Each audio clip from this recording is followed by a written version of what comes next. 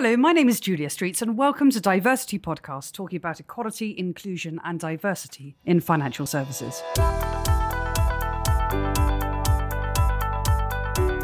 On the podcast, we seek to shine a light on positive progress, call out areas requiring further focus and offer lots of ideas to help drive change.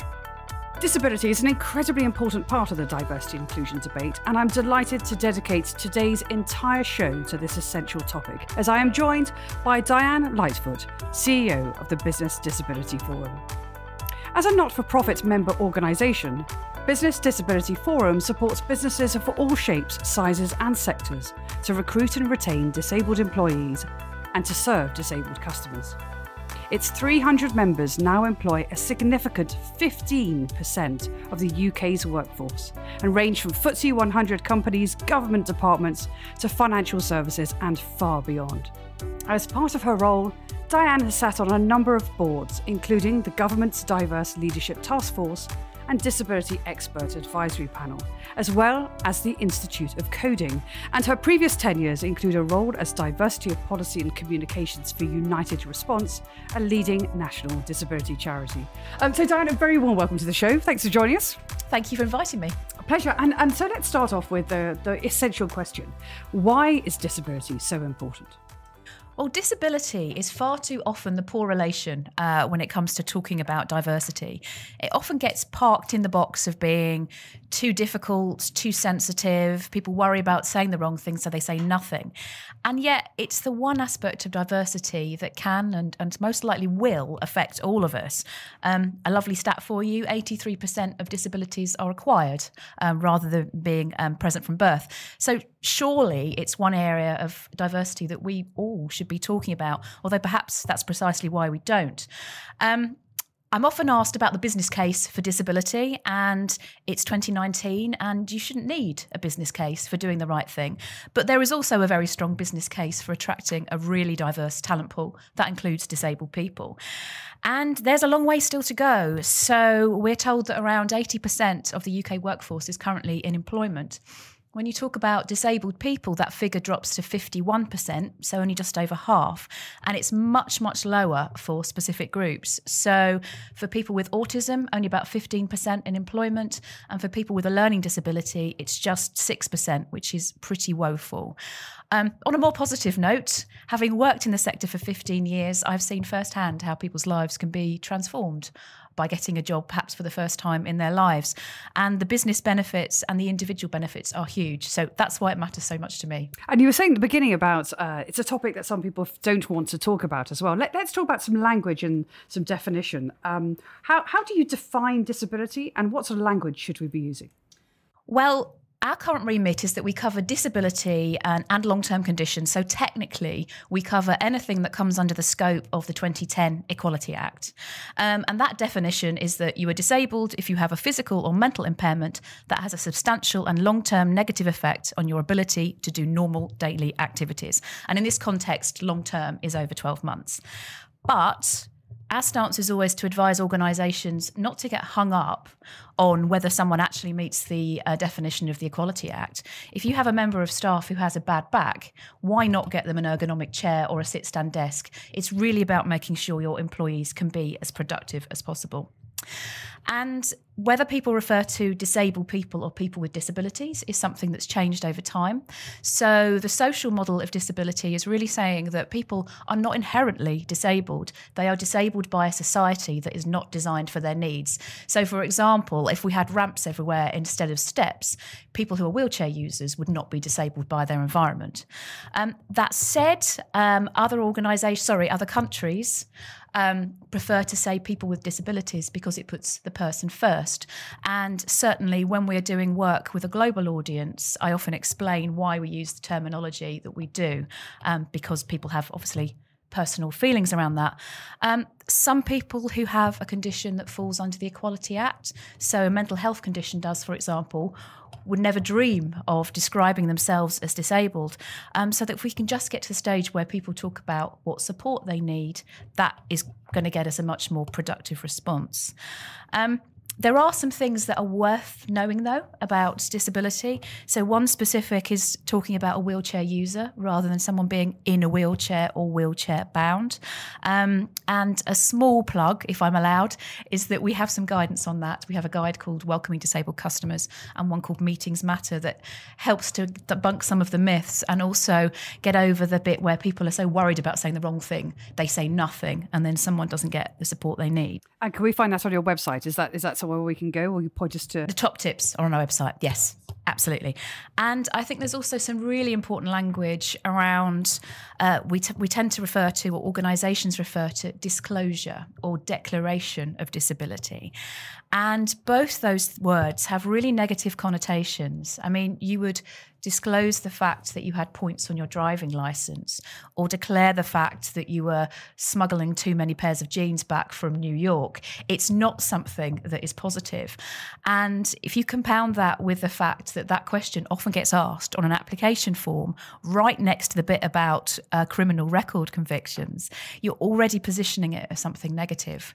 So I always say, just ask people to tell you what they need.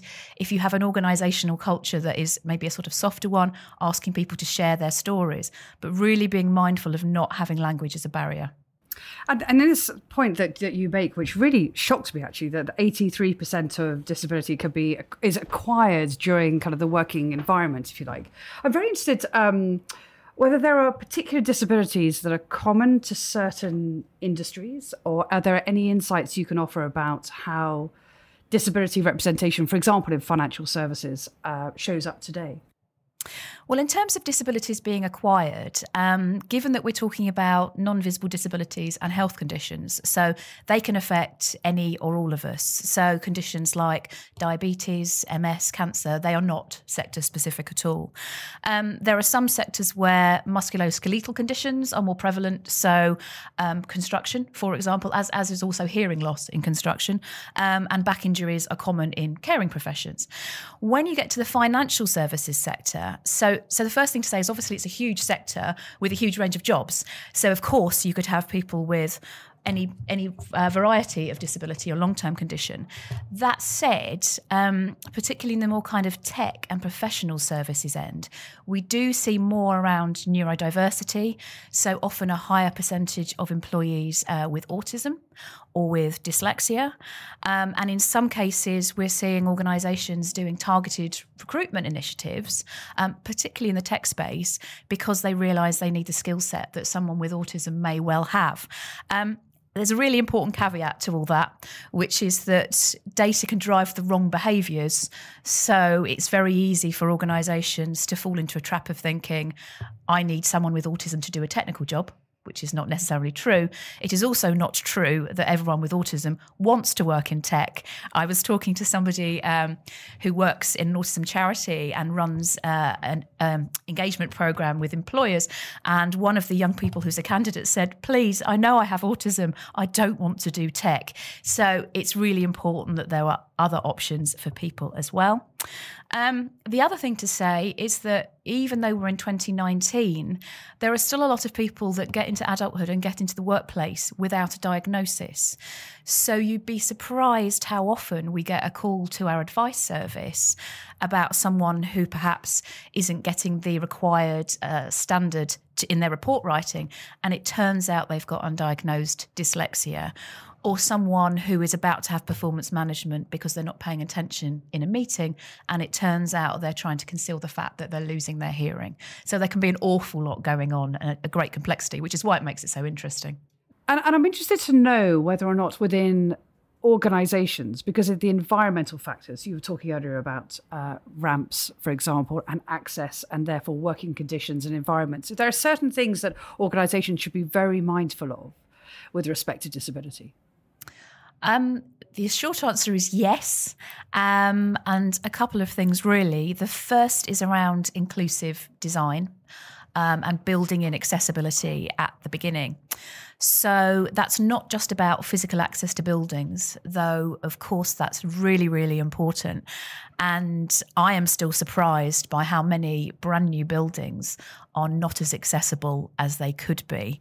So building that in the beginning is so important. But it's also about inclusive designs of systems and processes, whether it's working patterns, whether it's actually saying, is my recruitment system, is that accessible? Is it physically accessible in that a screen reader can read it? But also, is it written in language that somebody maybe from a different background would be able to engage with? So that whole sort of piece around thinking about not just disability, but about thinking anybody who might want to be a customer of your business, who might want to work for your business, who just might come through the doors, making sure that you don't inadvertently build in barriers. Obviously, there's tons more that we could say about that. The other one to mention, which is also a huge topic, is the one around culture. So going back to whether people talk around disability and the language they use, the kind of organisational culture is really a massive, massive make or break in that. And one thing that we are seeing consistently as a sort of top topic to our advice service is around mental health. And it's great that people are talking about mental health in a way that would have been unthinkable 10 years ago, certainly, probably 5, if not less than that. So that's fantastic. But making sure that the organisation has a wider culture that supports people to talk about that is really, really important. So I was really struck when in 2018 I spoke at 2 events a week apart. The first one was Wharfability in Canary Wharf, which, as you'd imagine, was full of professional services companies, banks, financial institutions, very, very corporate sector world. The following week was a construction sector event. So on the face of it, you'd think they were very, very different. In both of them, the thing that came up was the culture around mental health and being able to admit what was perceived as being a weakness. And in the professional and financial services sector, that was very much around a long hours culture, very target driven, very performance driven, very much about being present in the office and kind of last person standing, that sort of thing, and actually admitting that you were struggling being a really, really big issue. In the construction industry, actually some of the issues were similar, but they were more to do with it's a very male-dominated profession, people being isolated, people being far from home, this kind of culture of banter and everything being fine. Whereas a very sobering statistic is that the biggest cause of death for males aged 15 to 49 is suicide. In the construction centre, it's 3 times higher than the rest of the population. So there is a huge, huge issue there. And it's not one that is easily fixed, but when you have an organisational culture that's driven from the top, and you've got somebody senior saying, this matters, this is what's important, and initiatives like Time to Talk and Time to Change and This Is Me, that mean that people, particularly at a senior level, if they're prepared to talk about their experiences of mental ill health, it can really transform the experience of other people and feeling it's safe to do so. And on a personal note, I'm not comparing myself to someone who runs a big FTSE 100 business, but in my small way, I talk about my own experiences of depression, because then it enables other people to do the same. So that whole cultural piece can enable or disable people hugely. As you say, the role of strong leadership, setting an example, the role modelling, the engaging with the conversation, and then having influence upon the environment really matters. But there's a level of leadership, arguably one level lower, the hiring manager level, you might want to call it, for whom some of this is actually quite deeply uncomfortable. And I'm wondering, any tips and insights about if somebody comes to a middle manager wanting to talk about a disability that's either you can see it or actually is a very private matter, is how you would recommend that leader then engages with that conversation? It's a big issue that you have hit on there. So we believe that getting disability right is a whole organisational piece, and we can talk about that. But the 2 consistent drivers, not the only 2, are the senior leadership piece that says this is what matters around here, and then the confidence of individual managers right through an organisation to have that conversation, and the trust that their team members then also have, that they know that they will get a good reception, that the perceived benefits of actually talking about their conditional support they need will outweigh the risks, and that manager will then know where to go within the organisation to put an adjustment in place and just get anything happening sort of quickly and efficiently and without fuss. So we do a lot of work in providing guidance for line managers who very often are just so afraid, again, of saying the wrong thing, doing the wrong thing, that they do nothing. And I heard this wonderful, terrible really, anecdote from a recruitment consultancy that's one of our members. And they were talking about a process with a hiring manager who had an email from a candidate saying that they needed an adjustment for their interview. And this hiring manager completely panicked and didn't know what to do, and went to their own manager and said, I don't know what to do. We've got this candidate who wants an adjustment. What do we do? And their manager panicked and they didn't know what to do. So they went to HR and so on, until eventually somebody said, what's the adjustment? And no one had asked because they were afraid of causing offence or doing the wrong thing. And I'm told that it went all the way back down the line. It sounds like a sort of children's story, a shaggy dog story. And actually it was a shaggy dog, because it turned out this was a candidate with a visual impairment who has a guide dog and wanted to let the panel know that she would be bringing this dog, and was it okay for the dog to be somewhere and have a bowl of water while she was being interviewed. So actually it was something that was so simple to put in place, but that fear of getting it wrong could have ended the process right there. So making sure that managers actually understand about disability and know where to go to get an adjustment, and know how to organise those sorts of things is really, really important. And are you seeing that organisations are taking that very seriously and driving initiatives down through their businesses to help people just know what is appropriate and what to consider and how to take further if necessary? Yes, very much so. So adjustments is something that is a real hardy perennial, as a top topic for our advice service. But we're seeing some really fantastic practice. So I've been working in the voluntary sector for about 500 years, and 400. And I was really struck when I started, actually, there's some really great practice in the private sector. And in a lot of cases, the financial institutions are leading the way and starting to move away from saying, what adjustment do you need? But actually saying, what do you need, whoever you are, to do your job well? So saying, if you want speech to text software because you spend a lot of time driving and you can dictate, or because you have to write a lot of reports and you can't touch type, or because you have dyslexia, it doesn't matter. You can just get what you need. And one I was speaking to a little while ago was saying that they've gone beyond that, and up to a certain level of spend, they are allowing employees to be self-service, so they can order their own pieces of kit up to a certain amount. And I can recall vividly the conversation. We were sitting at one of our customer networks, and someone else around the table said, well, aren't you worried that will be abused? And then we had to think about it, and I thought, well, unless you want to buy speech-to-text software for all your family for Christmas, probably not.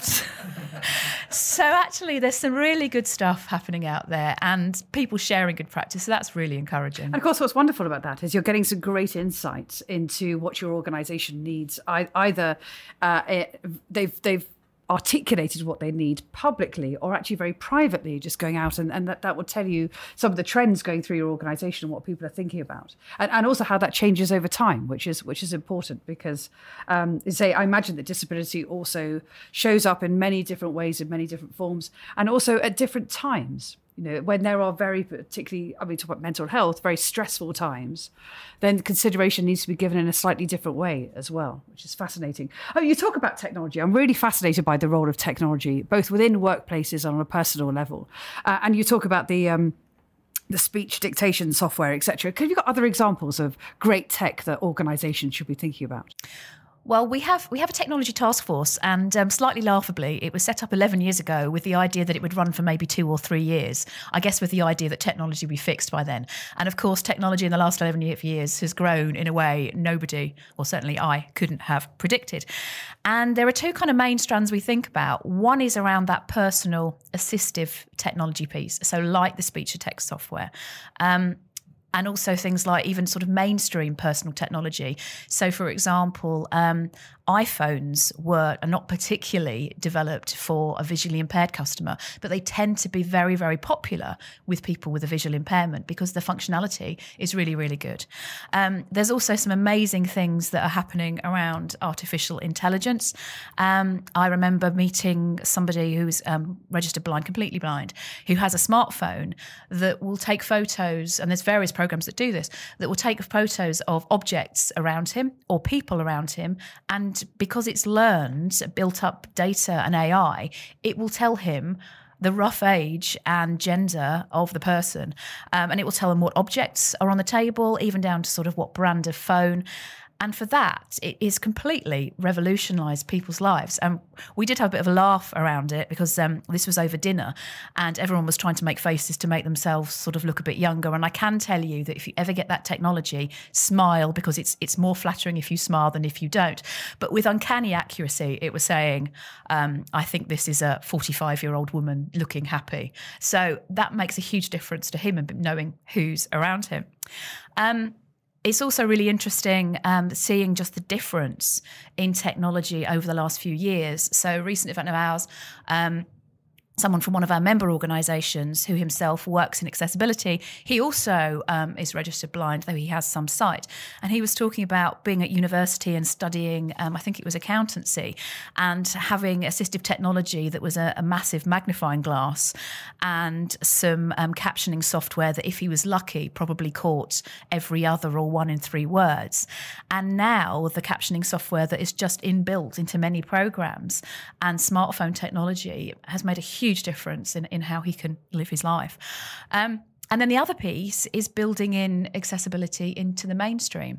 So we're seeing some companies actually seeing this as a USP and as a point of difference, and recognising that although accessibility and usability are not the same thing, there is definitely a big sweet spot in the middle where if you design things that work for disabled people, they work really well for everybody. So that's great to see. Can you give us a couple of examples on that? Well, one specific one, I think this is fine to mention because it's well known. So Microsoft have built in accessibility as part of their USP, and they've just built it in as standard across all their products. So their argument is that you shouldn't have to get, or certainly not in the majority of cases, additional assistive tech as a bolt-on. For the majority of people, it should actually be there as just a normal piece of the kit that you can use. They went beyond that when they released, this is not so much a work thing, you might get into trouble for this, but the accessible Xbox controller. And they've obviously thought, this is a point of real difference. This is really going to work for some of our consumers. And then on a sort of more, slightly more prosaic level, I remember when I first heard the idea that cash points would speak to you if you wanted them to. And I thought, well, of course, that's good for somebody who has a visual impairment. But the amount of times that I've been at a cash point with a bright glare on it and the sun, it actually really works for lots of people in lots of different situations. So thinking inclusively from the beginning can really make a huge difference. We have a lot of listeners who are also product design people, so hopefully they'll be inspired by that as well. So I think that's a beautiful moment to turn to Robert and Cynthia for some research to support today's discussion. This week we looked at a couple of recent reports on disability discrimination. The first is a 2019 study based on research by employment lawyers Fox and Partners. It claims that employment tribunals have risen by 37%, from 4,770 in 2017 to 6,550 in 2018. According to a 2019 article in the Daily Telegraph, the rise may be driven by an increased willingness of individuals to bring claims related to mental health illnesses. The 2018 study, The Disability Perception Gap, comes from the disability charity Scope.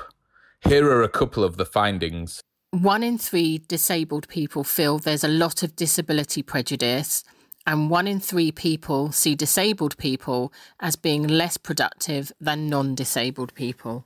So thank you to Cynthia and Robert, and links to the research can be found on our website, www.diversitypodcast.com. And remember, that's diversity with a C, not with an S. diversitypodcast.com, where you can find all our episodes and sign up for early notifications of future recordings.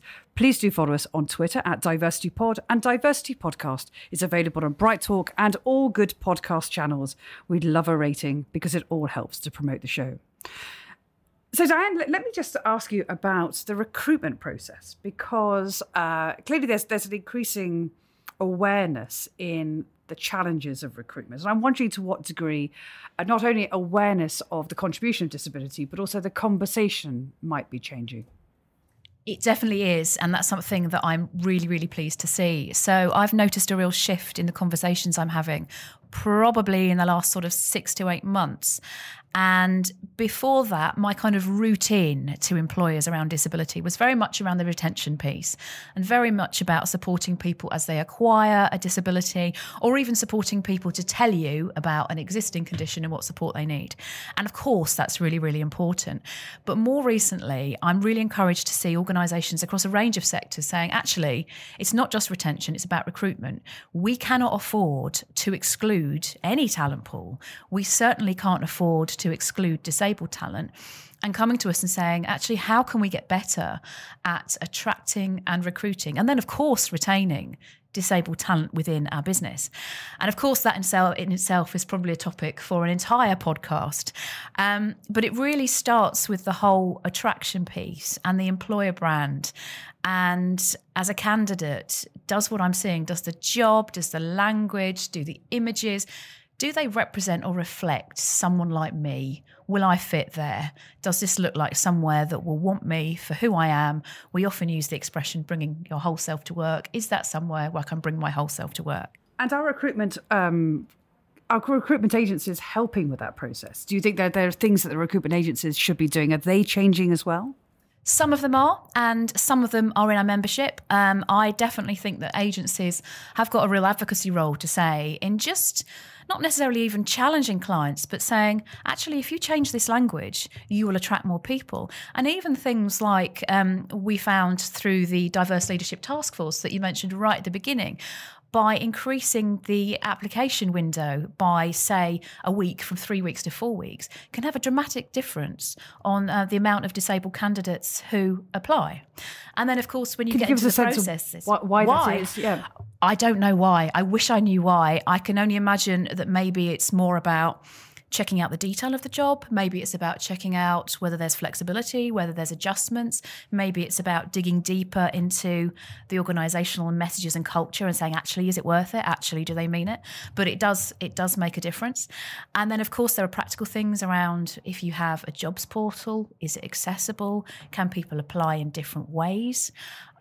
Making sure that if you have an online system that you don't build in bias so that a system isn't programmed to automatically screen out people who maybe don't have a traditional educational background or have a gap in their employment history. So making sure this goes back to that sort of tech and software and inclusive design piece.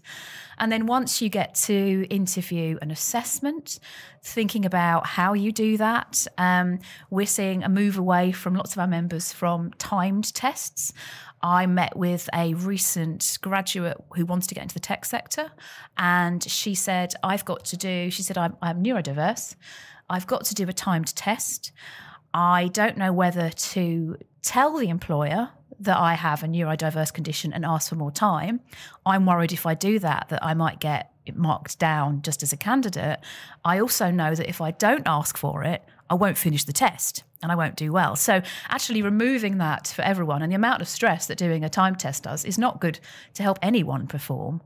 That's really helpful. And ultimately, when it comes to, you talk about sort of the individual in the process as well. This is all really all about identity of an individual coming into the organisation and its route into the organisation. Very much so. And ultimately, this cuts across all aspects of diversity, with people, again, being able to bring their whole self to work, to talk about a disability or not, as they wish. So for some people who are disabled, it's a very, very important part of their identity. They want to talk about it. That's absolutely fine. Other people don't want to. Other people just want to quietly get on with the adjustments that they need, get on with their job and not have to necessarily become the poster person for whatever condition they have. And that's fine too. And ultimately, when we can just see everyone we work with, everyone in society as an individual with a difference that might need just something different to do the job or work or do whatever they're doing in their life as well as possible, wouldn't that be a great place to be? Diane, it's been the most wonderful conversation. I'm delighted we could commit the entire show to the question of disability. It is such an important topic in the spectrum that is equality, diversity and inclusion. But it's complex, it's nuanced, and there are some disabilities that show up very, very publicly and others are deeply, deeply private. And to be able to explore this from many different angles and directions and also talk about technology and the human being at the centre of that has been wonderful. Thank you so much for joining us today. Thank you.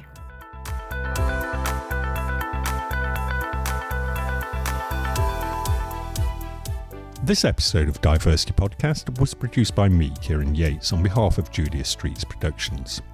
Thanks to Cynthia Akinsanya and Roy Pinto Fernandez for their insights. You can find out more about the guests on this week's show on our website, DiverCityPodcast.com, and that's diversity with a C, not an S. Whilst you're there, you can also sign up to our newsletter for all our latest updates. To be sure of catching all our future podcasts, subscribe to our feed in iTunes or your favourite podcast app. And if you've enjoyed this episode of DiverCity Podcast, remember to give us a rating or review. It all helps promote the show to a wider audience. Finally, our Twitter handle is @DiverCityPod. Thanks for listening.